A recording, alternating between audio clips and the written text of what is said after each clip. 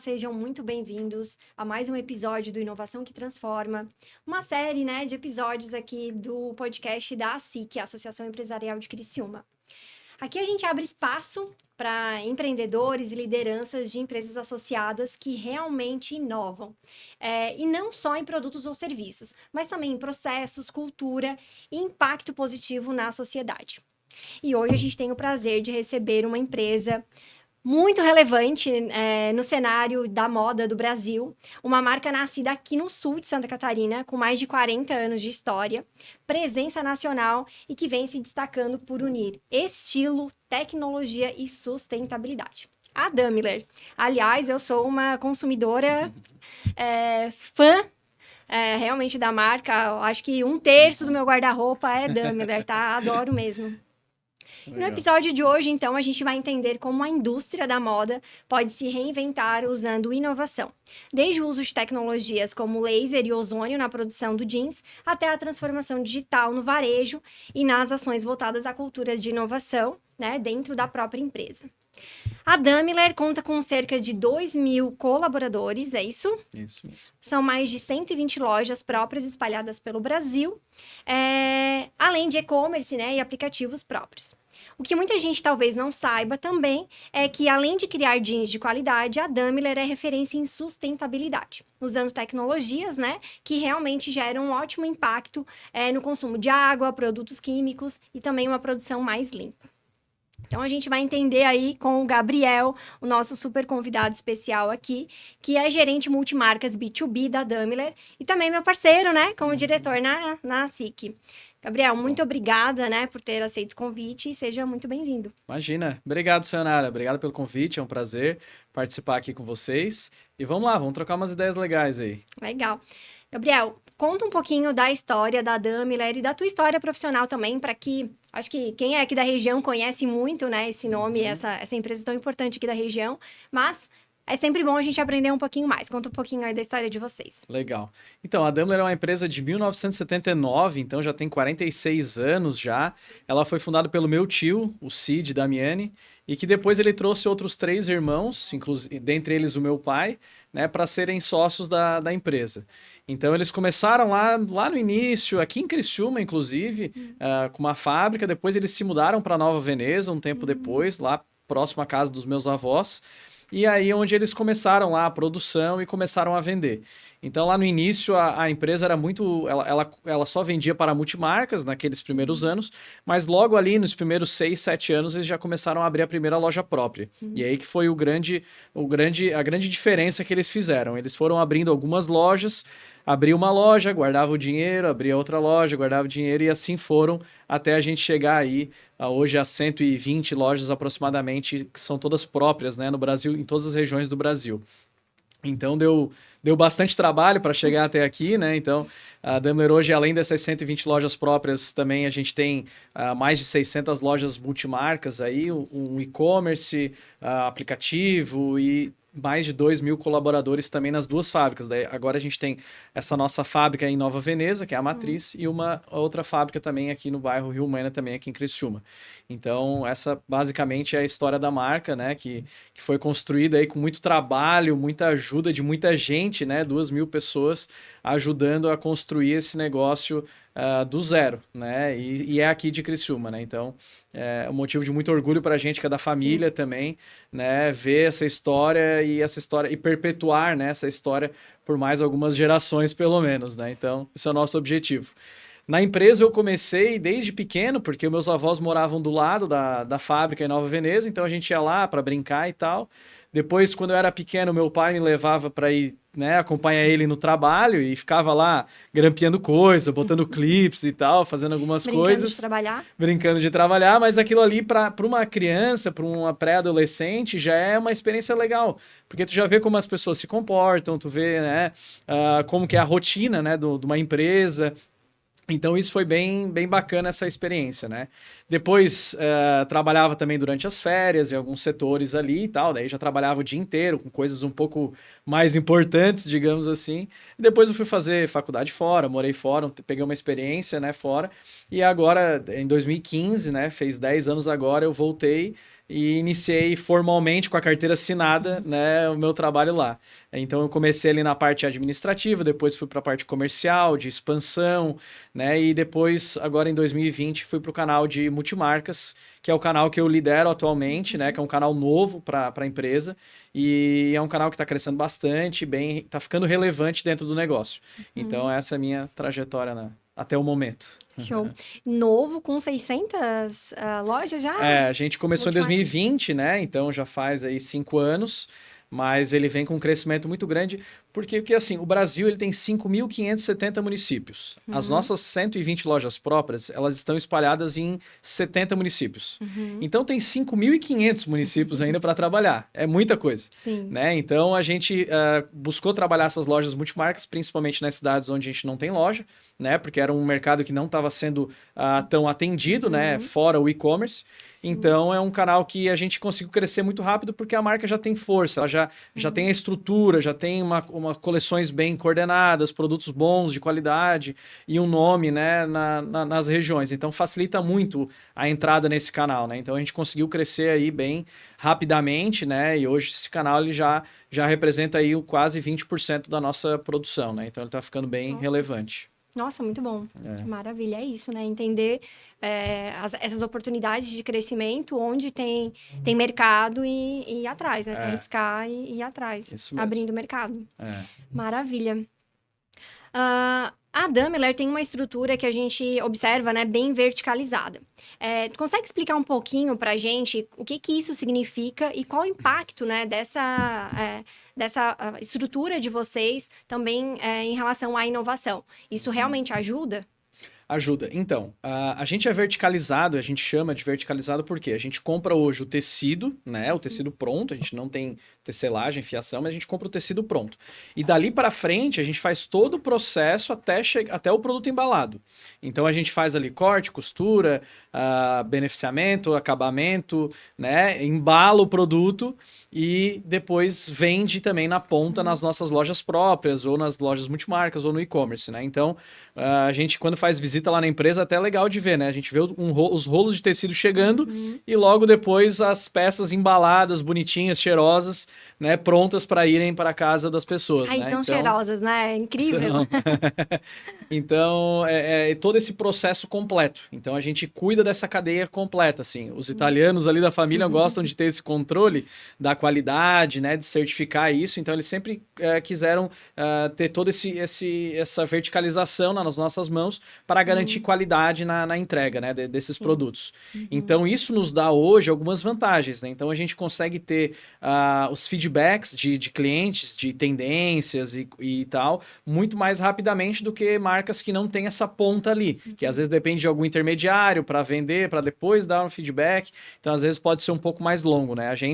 Hoje a gente já sabe o que vendeu ontem, se daqui a pouco alguma modelagem está começando a desempenhar melhor, a gente já vamos, né, já vamos fazer um novo lote, ou já vamos fazer uma nova referência nessa mesma modelagem, né? E vice-versa, né? Ó, essa modelagem aqui parou, já, né? Porque moda tem muito disso. Tem tendências que vêm muito rapidamente, que, né, chegam no hype, daqui a pouco morrem muito rapidamente, e aí se tu erra esse timing, tu já, né? Ou tu produziu demais, ou tu deixou de surfar essa onda.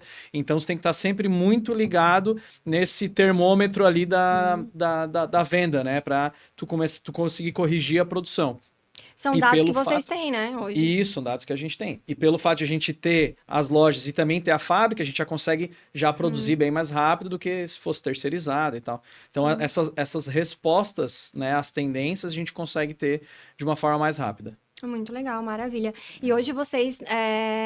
Toda a produção realmente é feita internamente ou vocês terceirizam algo? Hoje, 97% da nossa produção a gente que faz nessas duas fábricas, tá? Então, a gente só não faz realmente as peças que são em couro, principalmente acessórios, né? Então, carteira, cinto, boné, essa parte a gente terceiriza, né? Mas todo o restante, 97% a gente que faz do início até o final, né? Então, a gente tem desde a parte de corte, costura, né? Beneficiamento, lavanderia também, que é uma parte bem difícil das marcas conseguirem internalizar, dá muito trabalho, é outro know-how, é outra empresa, e depois também a parte do acabamento e expedição. Então, são todas as áreas que a gente internaliza mesmo. E com isso garante qualidade real, né? Porque É. você tem o controle de cada etapa. Tem. E a gente faz muitas verificações de qualidade e, inclusive, no final, na hora que a peça está pronta, a gente faz verificação de todas as peças da qualidade. Então, tem lá várias pessoas que fazem a verificação,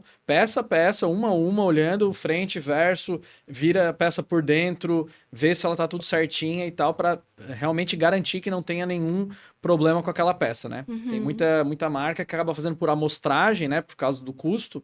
Sim. E aí, às vezes, passa defeitos, enfim, mas a gente tem esse controle bem rígido mesmo. A gente é bem chato com isso, né? Maravilha, não. E a gente percebe realmente a qualidade, né? São peças bem diferenciadas e não se vê defeito, como eu falei, né? Olha que eu sou consumidora. Que bom. A Daimler é uma das pioneiras no Brasil no uso de tecnologias como laser e ozônio no processo de produção, né, do jeans. E como que essas tecnologias funcionam? O que mudou em relação a técnicas tradicionais? Vale o investimento? Porque com certeza não é algo simples, né, de ser implementado. Conta um pouquinho pra gente. Então, bem legal isso aí, tá?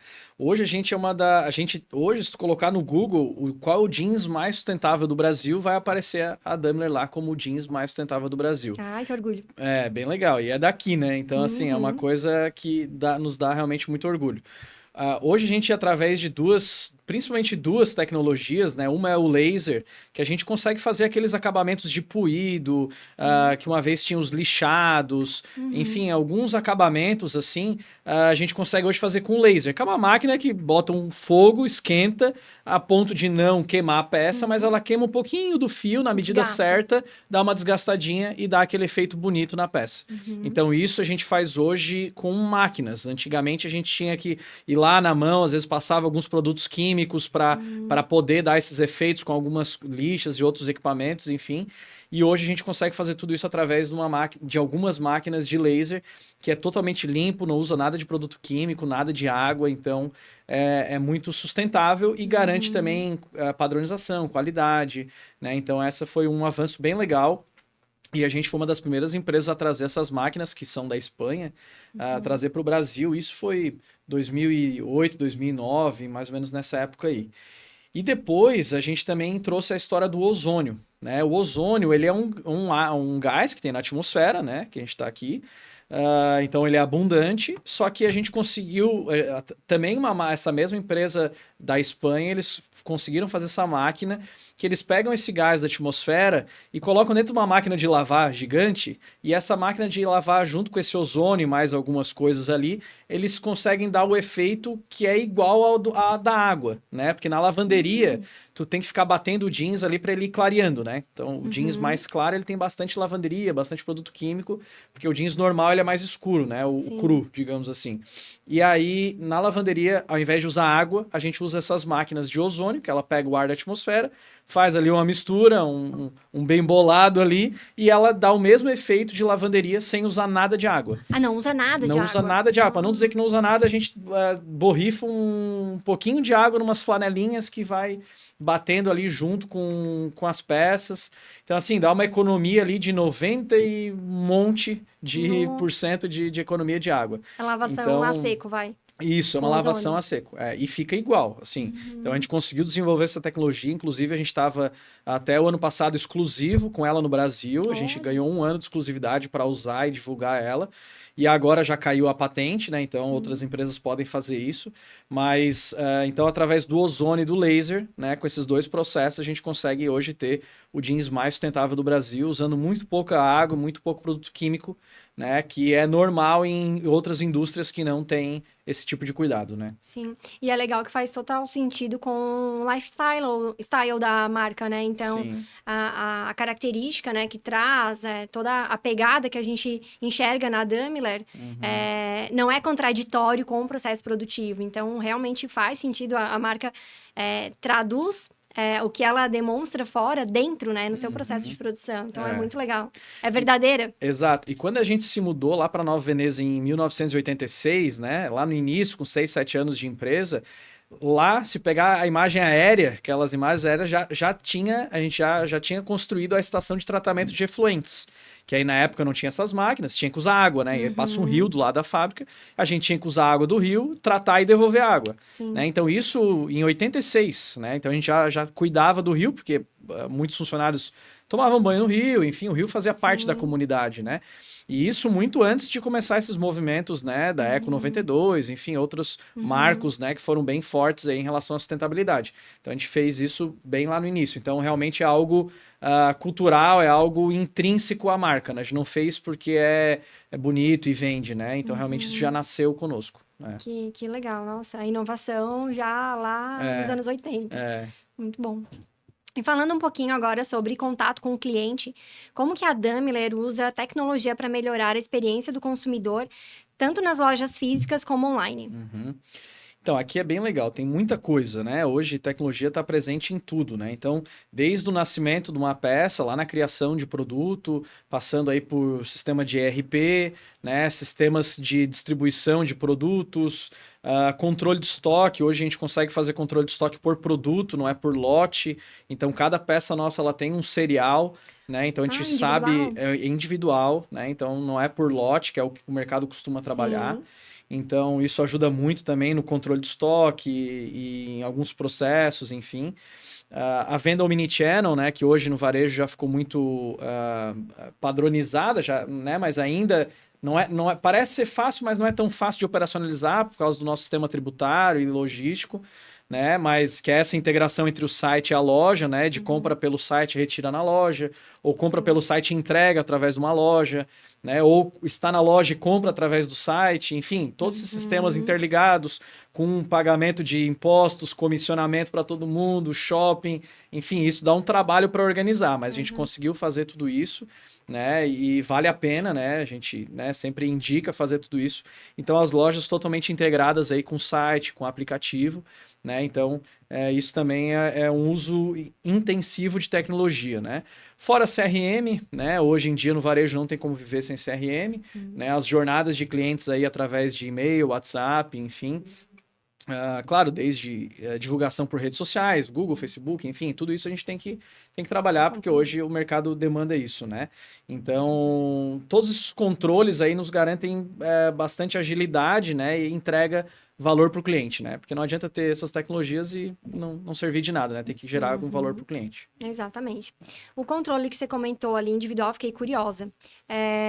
Vocês fazem através de RFID ou realmente é um código de identificação que vem na etiqueta da peça? Código de barras mesmo, interno, que a gente usa desde anos atrás.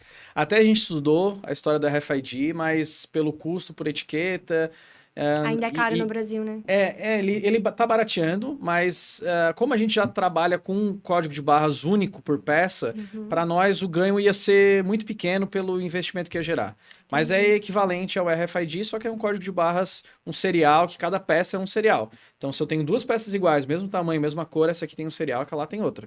Então, cada uma delas tem um CPF, digamos assim. Nossa, então, isso ajudou bastante a gente saber, né, qual peça que se perdeu, qual peça que está voltando para o estoque. Enfim, isso, principalmente para o Omnichannel, isso tá cada vez mais necessário, faz diferença. Né? Sim. E essa questão também de acompanhar a jornada do cliente é um grande desafio, né? Porque, que nem você falou, são softwares diferentes. Então, você está falando de aplicativo, você está falando do e-commerce, você está falando da loja, né? Do PDV lá no final. E você está falando de RP ali, né? Organizando isso tudo. Também não deve ser fácil. Mas hoje tu consegue pegar um histórico do que a Sayonara comprou, por exemplo, sei lá, nos últimos anos. Você consegue identificar e fazer, por exemplo, marketing individualizado, específico para ela. Sim, com certeza. Isso hoje no varejo está fazendo muita diferença, né? Essa personificação de oferta, né? Sim. Então, até o pós-pandemia avançou muito com isso, né? Ali a gente conseguiu fazer bastante a história de venda de condicional, né? Que é a malinha que manda para casa do cliente, né? Que isso também foi uma das coisas que que a pandemia nos forçou a fazer isso. Se talvez não tivesse a pandemia, a gente estaria até hoje com medo de fazer isso, porque fica com medo, né? De, vou mandar lá, sei lá, 20 peças para casa da pessoa, será que ela vai me devolver? Sim, então, assim, lá no início a gente ficou com bastante receio, assim, de começar esse processo. A gente liberava umas 2 lojas, pá, acompanha de perto, não deu problema, vamos liberar mais. Então hoje já, imagina, todo mundo já faz, e além do condicional, faz a venda delivery também. Então a gente também faz, quando não tem uma peça em loja, e o cliente quer aquela peça, a gente consegue vender uma peça do site, a gente também consegue, foi bem legal isso também, promover os nossos vendedores a influenciadores digitais. Então, Poxa, que cada um legal. deles hoje tem um código de vendedor, né? E a gente incentiva eles a divulgarem os códigos deles nas redes sociais deles, para as redes deles. E isso também gera um ganho bem legal também para nós de venda e para eles também de comissionamento. Então, é outra forma também que a gente começou a trabalhar. Então, tudo isso, né? Somando todas essas modalidades assim diferentes, que não é a venda presencial e não é aquela venda online pura, Tradicional. né? E tudo isso hoje está aí quase 15, 20% também de faturamento. Então, assim, coisas que não existiam antes, Sim. né? E talvez se a gente não tivesse feito, talvez hoje esses 15, 20% nem existiriam mais. Então, foram coisas aí que a gente foi desenvolvendo na marra, assim, né? Que a inovação às vezes vem disso, né? Às vezes tu precisa ter uma tremida assim, alguma cobrança maior, um medo para fazer tu se mexer, né? Então, isso foi bem legal e realmente foram inovações bem importantes para o nosso varejo. Legal. O mercado empurrou vocês, né, a tomar Empurrou. algumas decisões. É, Mas foram bem assertivas, pelo jeito, né? Então, sim, se foram. representam já uma boa parcela aí, né, do faturamento, quer dizer que deram certo. Com Legal. certeza. Ah, falando ali de dentro, né, da Daimler, vocês possuem alguma estratégia ou ações específicas para incentivar a cultura de inovação entre os colaboradores? Porque quando a gente fala aí, né, de trazer novas ideias, você falou, né, que traz muitas coisas de fora, você mesmo estudou fora. Então, como que funciona isso? Então, a gente fez um trabalho bem legal de cultura. Então, tu começa pesquisando com teu público interno. Então, faz algumas pesquisas internas, pesquisa de clima e tal, para ver como é que tá a cultura atual, né? E aí a gente confrontou com o que a gente queria, né? Então, assim, a Daimler é uma empresa de 46 anos, né? Então, muito sólida e tal. Então, a gente tem que equilibrar aqueles valores tradicionais, mas também ter essas pitadas de inovação. Né? Então a gente não pode querer ficar sentado num negócio que funcionou até hoje e não quer dizer que isso vai funcionar para frente. Sim. Então a gente tem que tentar equilibrar essas duas coisas, né? A tradição com essa inovação. Então por isso que a gente fez esse trabalho de cultura para tentar começar a instigar o pessoal a pensar diferente, a trazer novas ideias e tal. Então a gente sempre busca ser bem acessível aos colaboradores, né? Então a gente tem uma estrutura bem horizontalizada, não tem muitos cargos e tal. Então assim, dando bastante autonomia para as pessoas, dando espaço, né, para elas falarem, colocarem essas melhorias, essas sugestões no dia a dia, né? E a gente sempre também buscou algumas consultorias externas, que isso também ajuda bastante, né? A parte de conselheiros também, que a gente estruturou agora um conselho consultivo, né? Então, tudo isso vai nos trazendo ideias que às vezes a gente que está ali dentro no dia a dia não consegue enxergar. Sim. Então, é tentar alinhar tudo isso, né? Incentivar os teus colaboradores a inovar mais, né? Tentar mudar um pouco essa cultura, né? De tradição, né? De estabilidade, né? Tentar dar uma mexida nisso, né? Uma evoluída nisso e também buscar consultorias externas que às vezes, né? Às vezes tem gente que tem preconceito com consultor e tal, mas, cara, tem algumas que às vezes são bem necessárias, assim, e te trazem olhares diferentes, né? De fora. Então, é bem interessante, assim, pra gente funcionou muito bem esse equilíbrio entre essas duas coisas, né? Então, tá ajudando bastante a gente a conseguir inovar nesses pontos. Legal. Eu lembro de um professor na época da faculdade que ele dizia para mim que, pra gente, né, para os alunos, que é a visita que enxerga o buraco no sofá da sala. Porque quem senta todo dia em cima daquele, né, sei lá, um rasgadinho, não enxerga mais. Agora, se vem uma visita, ele vai, nossa, ó, o sofá tá rasgado. Então, o papel do consultor é bem esse, né? De ter um olhar novo para um cenário que às vezes você já nem enxerga mais. Então, realmente, a gente vê uma grande diferença. Legal, gostei dessa aí. E olha, tem alguns anos que eu não esqueci dessa metáfora dele. eu entendo também que a questão da inovação vem muito de a gente enxergar a concorrência, né? No mercado. Vocês observam também o mercado fora, identificam oportunidades de outras grandes marcas internacionais, como o molde, como modelo, como exemplo? Com certeza, com certeza. Não, o Brasil, assim, claro, ele tem algumas peculiaridades, mas muito do que acontece lá fora, cedo ou tarde ele acaba refletindo aqui, né? Então, a gente tem as feiras de varejo, assim, que acontecem no mundo, às vezes demora um pouquinho, mas chega aqui, aquilo lá. É uma outra coisa que não acontece e tal, mas a maioria das vezes isso se repete. Então, algumas tendências aí, tanto tendências de varejo quanto tendências de moda, boa parte delas a gente acaba refletindo, porque hoje o mundo está muito interligado com as redes sociais e internet, né? Então, a gente busca aí acompanhar algumas tendências internacionais, a gente também, já partindo para a parte de produto, né? A gente faz também algumas pesquisas, né? Pega sugestões do nosso time que está lá na ponta, time de gerentes de loja, time de representantes, né? De supervisores, enfim, a gente tenta colher esses feedbacks deles, né? E também observando o que os concorrentes estão fazendo, né? De tudo um pouco disso aí, com mais viagens internacionais, de pesquisa, né? E, enfim, tudo mais para a gente tentar juntar tudo isso e colocar isso nas coleções, né? Então, assim, é um desafio muito grande, né? O mercado da moda, ele é um mercado que tu tem muita tendência, que se tu quiser, tu pode atirar para tudo quanto é lado, mas aí tu corre o risco de errar um monte de tiro desse. Então, assim, e as tendências estão acessíveis para todo mundo, né? Então, qualquer um hoje que tiver uma marca de moda tem um acesso à informação muito parecido com o nosso, né? Às vezes, uma ou outra ferramenta que não vai ter acesso, que é um pouco mais caro, ou viagem internacional, alguma coisa assim, mas se não, hoje pela internet tu tem acesso a muita informação de tendência. A grande chave aqui é como interpretar essas tendências e acertar as apostas que tu vai fazer.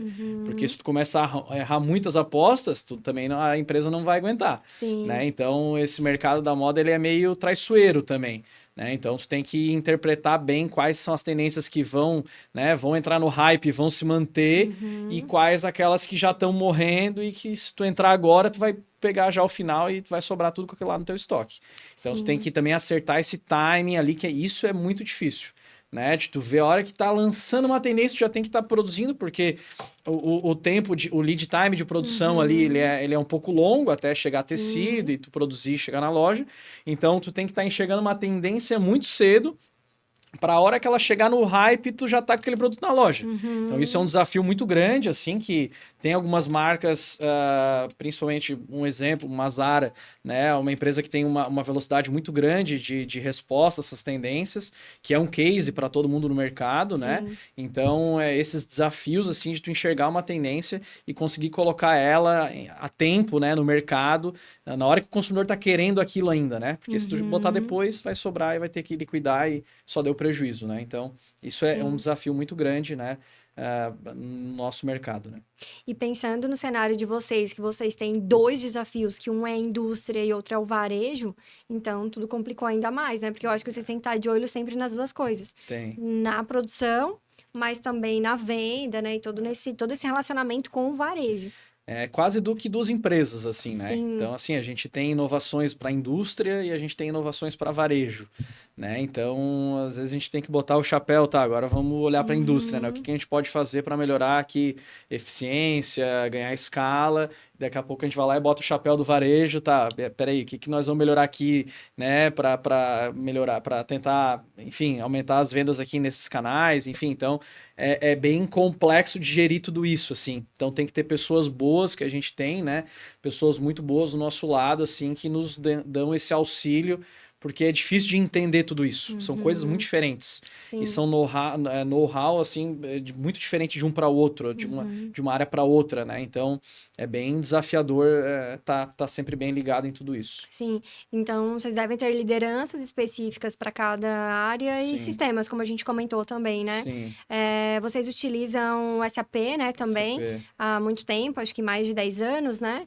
Mas foi em 2011, 2012 que a gente fez a implantação do SAP. A gente foi uma das primeiras indústrias têxteis do Brasil a implantar. Deu bastante trabalho na época, assim, custou RP bastante. não é fácil, né? Troca de RP. Mas vou te dizer que, assim, apesar de, claro, ele tem um custo grande de implantação e um custo grande de manutenção, apesar disso, né? Mas ele é um ERP que ele é muito robusto, ele te entrega, assim, muito controle de qualidade, muito controle do que está sendo aprovado, do controle de custos, alçadas de aprovação, gerenciamento de estoque. Então ele te dá muita rastreabilidade, principalmente, que eu acho que é um dos grandes diferenciais dele, que tu sabe quem é que autorizou aquilo, em que dia, de que forma. Então, assim, Compliance no final das contas, muito né? compliance, Então, esse controle financeiro, né? Essa integração de fábricas com lojas, ele dá toda essa estrutura, né? Então, ele realmente é bem robusto nesse sentido. É o S/4HANA de vocês? Ai, agora eu tenho que pegar lá qualquer versão, não lembro de Ah, cabeça. não. É papo de TI, né? Esse. Ah, legal, bacana. E onde surgem essas ideias de inovação? Vocês acabam acompanhando essas tendências e, mais do que isso, né? Consegue trazer já essas próximas tendências aqui como dica também para os nossos ouvintes? Ah, é difícil, é muita coisa, né? Então, assim, quando a gente fala de tendência, a gente está falando de tendência ali de alguma modelagem de calça jeans, uma tendência de lavanderia, uma tendência de aviamento, uma tendência de algum tipo de tecido ali de alfaiataria. Então, assim, é a tendência de cores, tendência de estampas, enfim, são muitas variáveis, assim, né, para resumir, né? Então, geralmente isso dá um bom trabalho, assim, para o pessoal de estilo e produto, né, interpretar tudo isso que está disponível e encaixar isso nas coleções, né? Então, esse é o grande desafio, né, do mercado de moda, né? E também, assim, né, é saber onde focar. Porque se tu quiser hoje, roupa, tem desde pijama, tu tem roupa de academia, tu tem roupa social, enfim, roupa íntima, dá para tu entrar em um monte de segmentos que a gente mesmo já pensou em fazer. Só que no varejo de moda tem que saber dizer não, né? Esse é a grande dificuldade. Sim. Saber dizer não para alguns estilos e algumas categorias. E focar em alguma coisa que tu é bom. Né? E fazer aquilo lá bem feito, fazer aquele feijão com arroz bem focadinho, bem executado, né? E aí tu fica bom naquilo e tu é conhecido por aquilo. Né? Então a gente viu muitos concorrentes aí que tentaram abrir muito leque de produtos e depois se perderam porque a marca perdeu a identidade, né? Que depois os clientes falam, né? Essa marca perdeu a identidade, uma vez ela era assim, agora ela era assado. Então assim, tem que saber dizer não, porque se deixar as pessoas vão querer fazer tudo. Querer fazer desde cueca até terno.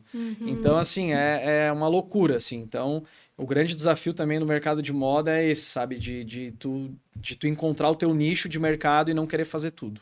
E é difícil porque vocês têm produtos complementares, né? Então, vamos lá, quando a gente pensa em dummy, pensa em jeans. Ok, mas vocês têm também outros tecidos, né? E assim como vocês têm... que nem você falou, né? Peças em couro, cintos, carteiras, enfim. Então, não dá para depender de uma categoria só. Sim. Mas também não dá para abrir o leque demais. É um desafio, né? De ter esse equilíbrio, né? Então, assim, se tu tiver muita categoria, daqui a pouco tu não tem espaço para expor. Né? E aí a gente, com uma grande venda de varejo, que a gente tem ali uma loja de shopping hoje com 100 metros quadrados, não posso ficar abrindo categoria que não vende, porque eu estou roubando metragem quadrada daqui a pouco de jeans ou de uma alfaiataria que está vendendo super bem. Né? Então, é uma concorrência com a gente mesmo, né? Então, para colocar alguma coisa dentro daquela metragem quadrada, tem que ser uma coisa boa, né, que realmente complemente e venda o suficiente para pagar aquele custo de ocupação daquela metragem quadrada, né? Sim, mas o jeans ainda é o principal. É o carro-chefe da marca, é onde é a nossa essência, a nossa base. Então, sempre que tu vê comunicação nossa, tanto de Instagram, site, catálogo, o que for, a gente sempre vai bater no jeans, porque é onde a gente é bom, a gente né, faz aquilo muito bem, a gente tem a fabricação com maquinário top, com sustentabilidade, garante qualidade, né, modelagem boa. Então, assim, a gente é muito bom nisso. Né? Então, esse é o nosso nicho, digamos assim. Né? Mas a gente também conseguiu crescer muito nas outras categorias aí. Né? Hoje o jeans ele representa mais ou menos 55% da nossa venda. Nossa, achei que fosse mais. Então, uma vez era. A gente conseguiu reduzir a dependência dele porque a gente melhorou muito as outras categorias, né? Então a gente cresceu muito na parte de alfaiataria, de malha e tal, estamparia. Então essa parte evoluiu bastante, né? Então a gente conseguiu reduzir essa dependência de um produto só, né? Então, por mais que a gente vai continuar batendo nisso, porque, de novo, é a nossa identidade, é onde a gente tem que nichar mesmo e focar naquilo, mas a gente também tem outras categorias que complementam o look, como tu falou, né? E que dentro de uma loja a gente consegue incrementar ali os nossos indicadores ali de peça por atendimento e ticket médio, tendo mais essas categorias aí para complementar ali na hora do provador, né? Sim. Maravilha, então. E falando assim, né, para quem de repente está ouvindo a gente e pensando em empreender no varejo de moda, qual o conselho que você daria, assim, sobre a importância de estar de olho na inovação, de investir em tecnologia e pensar realmente uma empresa com foco em sustentabilidade, que é o caso de vocês? Ficou hoje ainda mais claro isso. Então, tem muita coisa, assim, né? Hoje o mercado da moda ele é muito amplo, assim, então a gente vê muito forte a tendência de roupas de academia, né? Agora também voltando a roupas de pijama, né? Então, enfim, a gente está vendo algumas tendências, assim, se fortalecendo, né? No mercado da moda em geral, assim, mas o bom e velho jeans, a roupa casual também ela vai continuar, com certeza, né? Então é saber primeiro escolher onde é que tu quer trabalhar, né? Tem alguns subsetores dentro do varejo de moda que hoje estão mais no auge, mas não quer dizer que eles vão ficar toda a vida lá, né?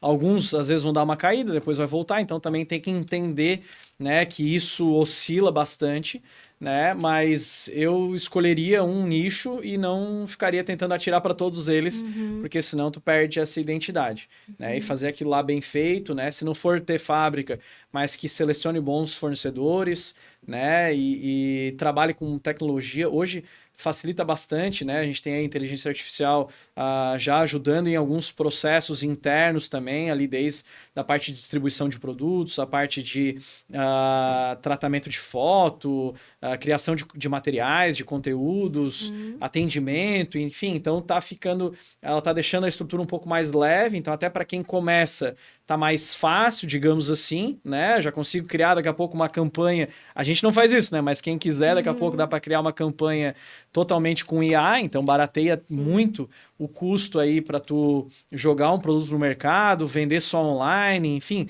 Então as barreiras elas estão tão menores do que antigamente, né? Que tu tinha que fabricar, divulgar, pagar uma modelo, botar uma foto na revista, lembra? Então isso era muito caro, né? Sim. Então hoje está mais barato. Mas também não quer dizer que é fácil, porque se está barato, qualquer um pode fazer. Todo mundo faz. E ninguém consegue depois se manter. Então, principalmente no digital, né? A gente vê muito isso, assim. Muitas empresas que vão lá fazer um bom trabalho de digital, né? Conseguem dar cupom de desconto, faz um monte de coisa para captar os clientes. Mas o difícil depois, hoje, o desafio do digital está sendo reter os clientes. Sim. Porque eu te dar lá um cupom de 10, 15% na primeira compra, beleza, tu vai lá e compra. Mas depois tu tem que entregar ali uma experiência legal de entrega, tu tem que fazer... O teu produto, ele tem que ser bom, né? Isso é hoje... o mínimo que tu tem que fazer, então ele tem que ser bom, tem que ser durável, né, por um preço competitivo, enfim, para daí o cliente ir lá lembrar de ti e comprar de novo. Que esse está sendo o desafio hoje das vendas digitais, né? Então, parece que está mais fácil, mas também está mais difícil porque tem mais concorrência. Então, é encontrar um bom nicho, fazer uma boa comunicação, trabalhar com bons fornecedores, produtos de qualidade, um preço adequado, né? Enfim, comunicar isso. Outra coisa também que dá para fazer bastante hoje é a validação de produto, né? Tá muito mais fácil eu pego ali 5, 6 fotos de alguns produtos que eu criei tudo em inteligência artificial, porque hoje a gente ainda não está fazendo a criação com inteligência artificial, mas já está começando a olhar para isso e está começando a usar para apoiar uma coisa ou outra. Mas se quiser, dá para criar, joga na rede social, pede para as pessoas votarem qual que gosta, qual que não gosta, manda fazer ali, sei lá, uma quantidade, sei lá, 50, 100 peças e bota para vender. Então, assim, tem gente que consegue fazer isso. Mas se tu errar também, né? Sai caro depois, mas é possível de fazer. Então, hoje está mais fácil de fazer, no sentido das ferramentas em si, né? Menos barreiras de entrada, mas a concorrência também está muito maior. Então, a gente também tem concorrência chinesa hoje, que vem com oferta de produto bom e preço bom, e apesar de que, claro, às vezes a qualidade não é tão boa, a gente não sabe a procedência, enfim, mas é uma concorrência muito forte.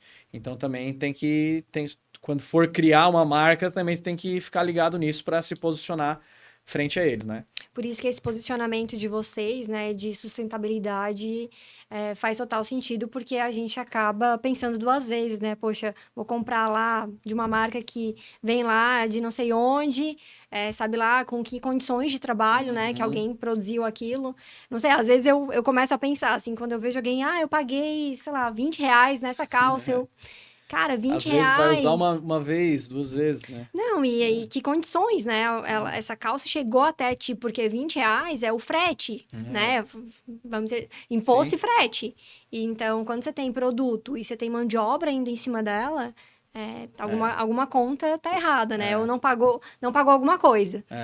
Isso aí. Então, acho que são pontos que a gente também Tem que se precisa... diferenciar dessa turma. Tem que se Então, diferenciar. assim, vou brigar por um produto barato, talvez hoje já é mais difícil.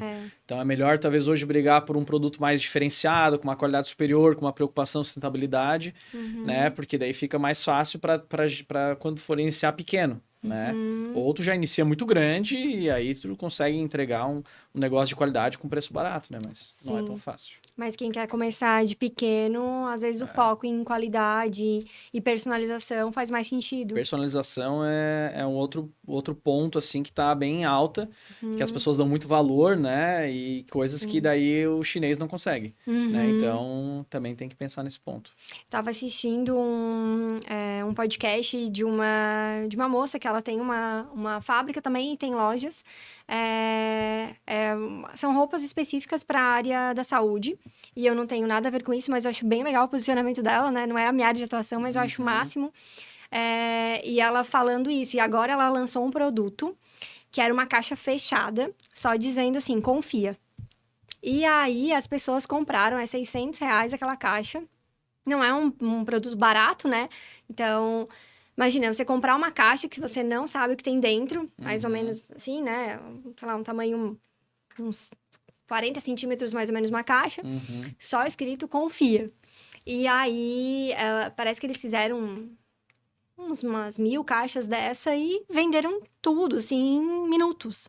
Então, para pensar, né? O que é um bom posicionamento, o que é uma boa marca, né? Que realmente cria uma comunidade em cima daquilo e faz com que as pessoas literalmente confiem, né? Naquele produto e comprem de olhos fechados. Porque no final das contas é isso, você tá dando teu dinheiro para algo que você não faz ideia do que tem dentro.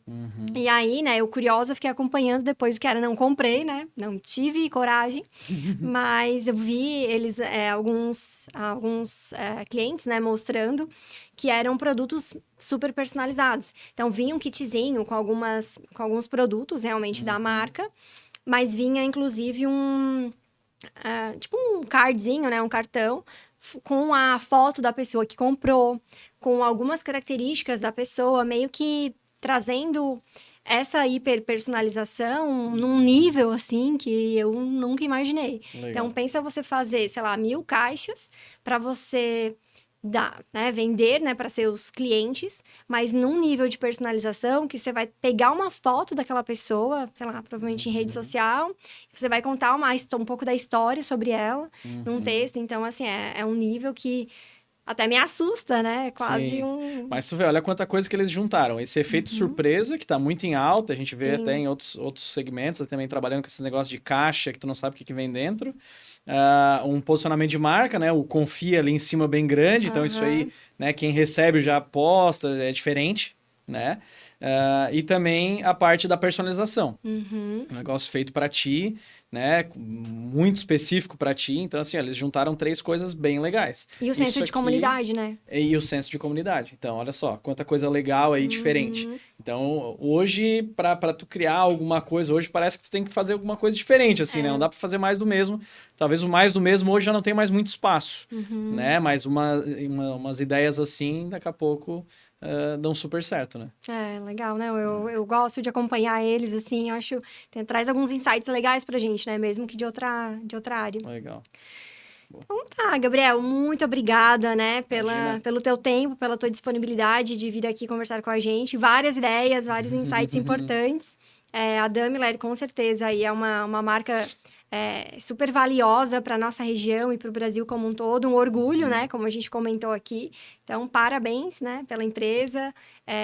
E continuem aí levantando essa bandeira de sustentabilidade, porque com certeza é o que vai fazer diferença aí para essa comunidade, né? Como a gente estava falando. Tem muita gente que dá valor a isso e eu tenho certeza que só vão crescer indo por esse caminho aí. Imagina, eu que agradeço, foi um prazer também. E vamos embora. Agora a gente tem mais uns deveres aí de mais uns 100 anos aí, pelo menos, de trabalho aí pela frente. Que assim seja. Valeu? Obrigada, gente. Até o Obrigado. próximo.